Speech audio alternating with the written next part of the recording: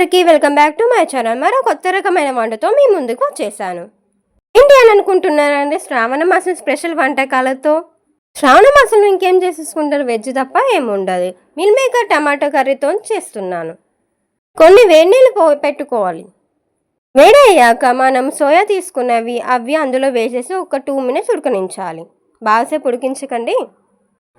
తర్వాత మనము దానికి కావాల్సిన టమాటా, ఉల్లిగడ్డ, పచ్చిమిరపకాయలు, కొత్తిమీర రెడీ చేసి పెట్టుకోండి. నీళ్ళు వేడి అయ్యాక అందులో సోయా వేసుకొని కొంచెం అటు ఇటు మిక్స్ చేసుకుని ఒక 2 minutes ఉడికించుకోండి. కొంచెం సాల్ట్ వేసుకోండి.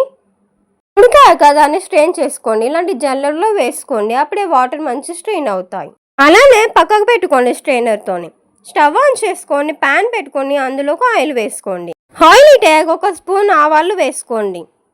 పచ్చిమిరపకాయలు, ఉల్లిగడ్డ వేసుకొని ఫ్రై అవ్వనివ్వాలి. ఫ్రై అయ్యాక 1 స్పూన్ అల్లం వెల్లుల్లి పేస్ట్ వేసుకోండి.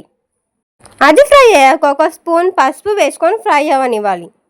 ఒక 2 minutes ఫ్రై అయ్యాక మనం కట్ చేసి పెట్టుకున్న టమాటాలు వేసుకోండి. టమాటాలు వేసుకున్న తర్వాత మంచిగా ఒకసారి మిక్స్ చేసుకోండి. నేను ఎలా అయితే వీడియో క్లిప్లో చూపిస్తున్నానో అలా మిక్స్ చేసుకోండి. మిక్స్ అయ్యాక క్యాప్ పెట్టుకొని ఉడకనివ్వాలి. ఒక 20 minutes వరకు ఉడకనివ్వాలి. మధ్యలో ఒకసారి తీసి మంచిగా కలుపుకోండి.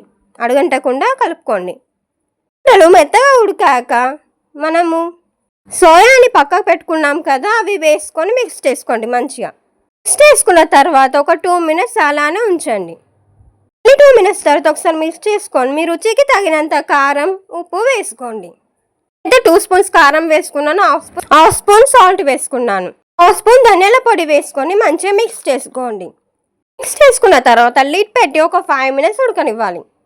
అప్పుడే సోయాకి మంచిగా కారం పడుతుంది, ఉప్పు కారం మంచిగా పడుతుంది. తర్వాత చిన్న గ్లాస్తోని వాటర్ వేసుకొని, మీకు ఎక్కువ గ్రేవీ కావాలంటే కొన్ని వాటర్ ఎక్కువ వేసుకోవచ్చు.